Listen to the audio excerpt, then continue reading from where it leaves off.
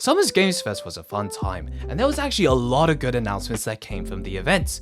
But some of the more interesting stories actually came afterwards, what with the whole disastrous Mind's Eye launch and the whole debate surrounding difficulty with the recent Lies of P Overture DLC. But there was one story, or rather several actually, that caught my eye in particular, and it all has to do with Splitgate 2, and how it reportedly burned $500,000 in order to promote the game, but ended up actually permanently damaging their reputation instead. There was a lot of studios that were featured at this event, and one of them was 1047 Games, who wanted to reveal an ambitious update for Splitgate 2, a portal-rich first-person arena shooter. And their CEO Ian Prue wanted to make a splash, and looking at their presentation, there's probably a few things that caught your eye already, and they wanted to make a big impact in their relatively short yet expensive few minutes of fame. Now, we're no stranger to CEOs being a little bit quirky in order to stand out from the crowd, right? We got Jensen Huang from Nvidia with his crocodile jackets, and we got Joseph Fares, who's known for his antics at the Game Awards. And I reckon the intention was to mimic that tactic here. But not everyone took too kindly to his sense of humour, and some of his choices here at the Summer Game Fest and afterwards invited a lot of backlash online. Some users on Reddit started to criticise the CEO for his choice of headwear, the Make FPS Great Again cap. And this prompted Ian to respond online, saying that this wasn't an apology but rather clarifying that he did intend to make FPS great again, just as the cap suggested. So no harm, no foul, right? Well, he ended up apologizing a few days later anyway. In fact, he made this post on the official Splitgate subreddit, and he had this to say. It is really freaking hard as an independent studio to break through the noise. You go to these award shows, we saw it at TGA's, we had this great trailer, and there's 50 other great trailers, and didn't really have an impact. And so, at our biggest stage, coming out of beta, we needed something to grab attention. And the honest truth is, we tried to think of something, and this is what we came up with. We did not intend for this to be taken in any political way whatsoever. And I'm not an idiot. Obviously I knew there would be some level of controversy, but we really saw this as a meme that was kind of stating our truth, which is we do want to improve this genre. We are disappointed with the state of the genre. And so we took it as a meme that we thought would not be nearly as received the way it was. I won't lie, I do think the switch up is a little bit funny, but these were far from the only problems that 1047 Games and Splitgate 2 would face after the Summer Game Fest. People also weren't exactly vibing with the statements he made on stage when promoting the new update. Because I grew up playing Halo. Yeah. And I'm tired of playing the same Call of Duty every year.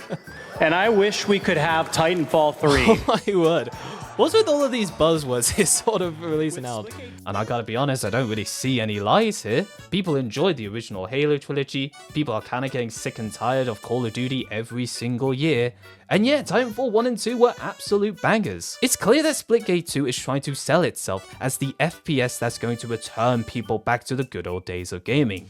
What with the whole arena shooter mechanics combined with the Xbox 360 aesthetic, it's clear that this is a title riding on people's nostalgia for a genre that really hasn't seen a lot of love or activity in recent years. And their idea for making it big was to introduce a Battle Royale mode. What if you could portal to entirely different worlds? Splitgate Battle Royale. Oh my word. Right now. Okay, interesting. Awesome. A portaling Battle Royale game. I mean, newsflash, Titanfall 3 was kind of cancelled because Apex Legends, a Battle Royale game, kind of became EA's new cash cow. And I've said it before and I'll say it again. It's incredibly difficult to make a Battle Royale that has any lasting power because the people who enjoy these games, it's gonna be really difficult to try to encourage them to step away from these games that they've invested so much time and energy into, whether it's for skill or whether it's because of all the skins that they've purchased.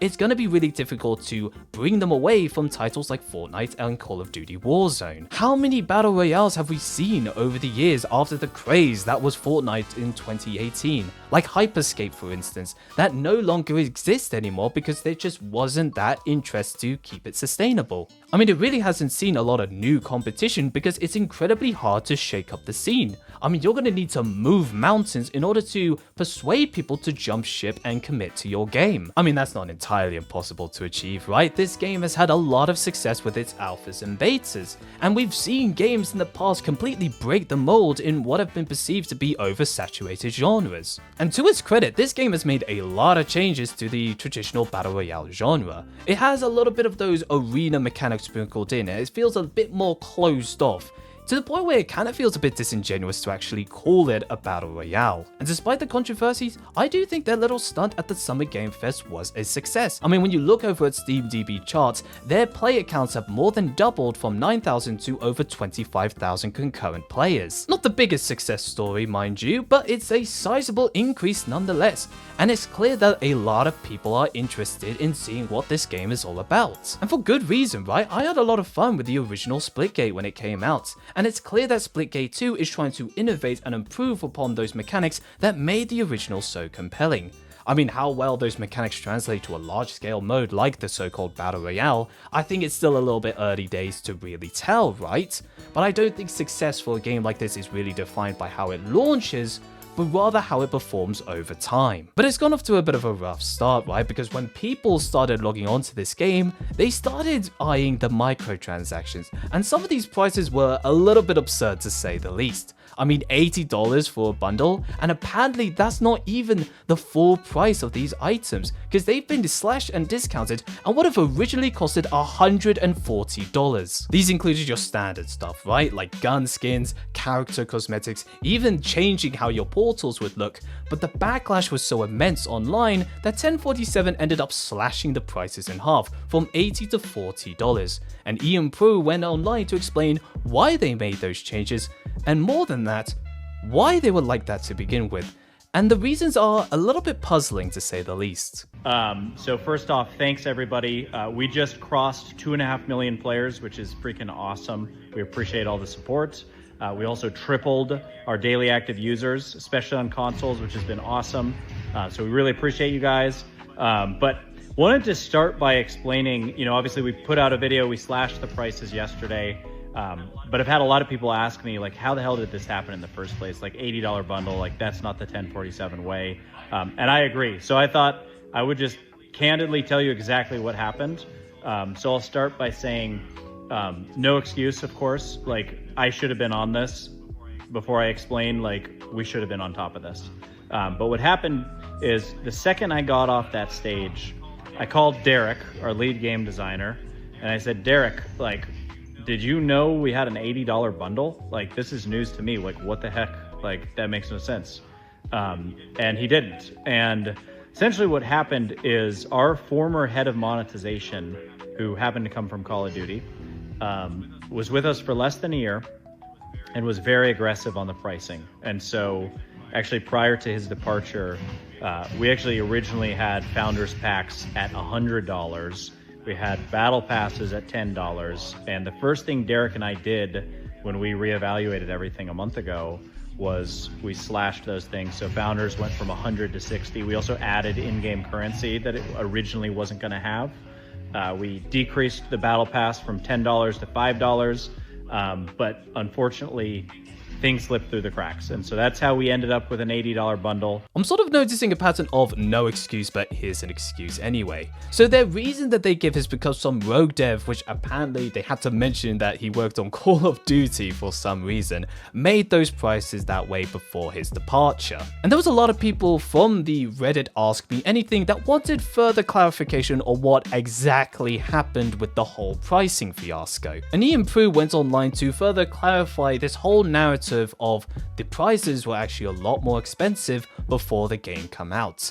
Online, he basically said, basically everything in our store was way overpriced until 2 months ago when we parted ways with our previous head of monetization. We quickly adjusted things and shifted prices to be reasonable, starting with beta. It's a weird response, right? Because it feels like a lot of self-patting on the back. But it's not exactly the reassurance that they think it is. In the end, what matters is what the players received, not what came before it. It's basically the equivalent of saying, oh, here's a game that released in a broken state, but it was actually a lot worse before in development, so it's not that bad, right? But I mean, in all fairness, these are far from the most egregious prices we've seen in the gaming industry, right? There are so many AAA studios out there that are charging triple to quadruple figure prices for microtransactions and do not budge despite community backlash and feedback. But that's not where the troubles end, and seriously, these guys need a PR representative or training at the very least, because the one thing that keeps holding them back is their social media conduct. I personally blame Wendy's for this because they started this entire trend where companies needed to be hip by being edgy or taking shots at other companies,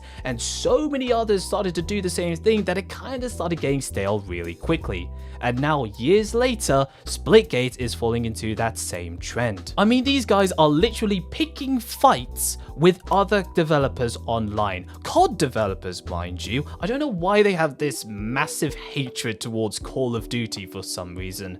But fans were starting to get a little bit sick of it, and they even started going after some of the users that were criticizing them for doing so. And you guessed it, another apology came out. The social media man, that's literally what they called themselves, went online to say, I feel like we're doing a lot more apologizing than we'd like to after launching a game just a day ago. I'd ask you to put yourselves in the shoes of a dev who spent years building towards something just to be by the entire industry the day you launch. But regardless, I should have known better, and I didn't. And yeah, they're right about one thing. They're literally walking into one landmine after the other in the worst time possible, right after they just launched the game. Now, the last thing I want to talk about is this article here by Thumbwars, where they held an exclusive interview, or rather questions and answers, with Ian Prue in light of everything that's happened with Summer Game Fest and what he would do differently in hindsight. Now, I've got to be honest, this article I think is a little bit garbage because the guy literally asks Ian what prompted the statement, and there's been so many controversies since the Summer Game Fest that Ian responds with which one. But there is one thing that I wanted to highlight here, and it's with the question, with hindsight, would you have said the same things? And Ian responds by saying, I stand by my intent and overall message that the state of FPS is stale, needs innovation, and isn't what it used to be. But yes, I would have done things differently. And that speaks enough, at least for me, for this whole situation. I don't think they necessarily had malicious intentions, but they certainly didn't do themselves any favors by digging themselves deeper into the hole they found themselves in. I mean, let's address some of these dramas, right? Starting with the big elephant in the room, the hat. When you make a joke or statement with political connotations as part of a marketing campaign, you shouldn't really be surprised when some people on the internet aren't exactly going to vibe with it or resonate with it. And that's simply just how the cookie crumbles, right? Regardless of your intentions, when you put something out into the public are free to interpret that however they see fit, whether that's to your benefit or to your detriment. That's something that's out of your control, and you shouldn't really be too surprised when people aren't exactly happy with that. That's the reason why so many of these companies play it safe. Next is the whole Halo, Call of Duty, and Titanfall 3 fiasco, and I gotta be honest, I think this is a major overreaction to an otherwise harmless statement. Was it clout chasing? Yeah, a little bit. Was it in bad taste to say all of that and then release a battle royale mode? Maybe. But it's far from the most egregious thing we've heard a CEO say. He's not exactly out here saying that gamers should be comfortable not owning their games, and he's not telling people that they're not true fans for not forking over $80 for a game. I mean, out of everything that has happened since the Summer Game Fest, out of everything that Ian has said, this is probably the least controversial thing out of everything. And to be honest, I kind of feel like some people that are criticizing this are reaching a little bit. And despite the fact that communications by Ian and 1047 Games has been in response to controversies these past couple of days, I think their transparency on the matter is something to be commended. I mean, how often do you see studios have this level of direct communication with their fanbase and audience? Not a lot, right?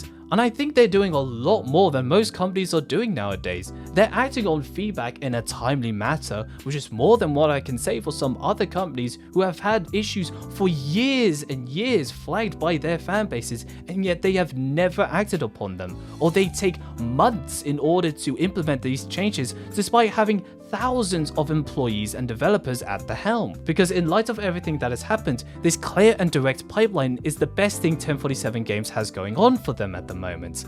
And I hope this whole fiasco hasn't discouraged them from further engaging with their community. Because love them or hate them, Ian is right about one thing: FPS games have struggled these past couple of years.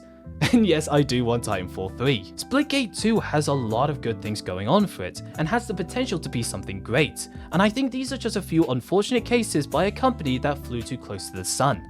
But I think having good gameplay and content will be infinitely more valuable to players than being an online sensation. Because if Clair Obscure Expedition 33 taught us anything, it's that word of mouth is the most effective form of marketing. And if your game, at its core, is fun to play, then the rest will naturally fall into place. And you'll actually find that your player base will do a lot of the heavy lifting and provide the culture that these studios are desperately striving for. Because whilst developers make the game, it's the players and the community that defines what that game actually means in the long run.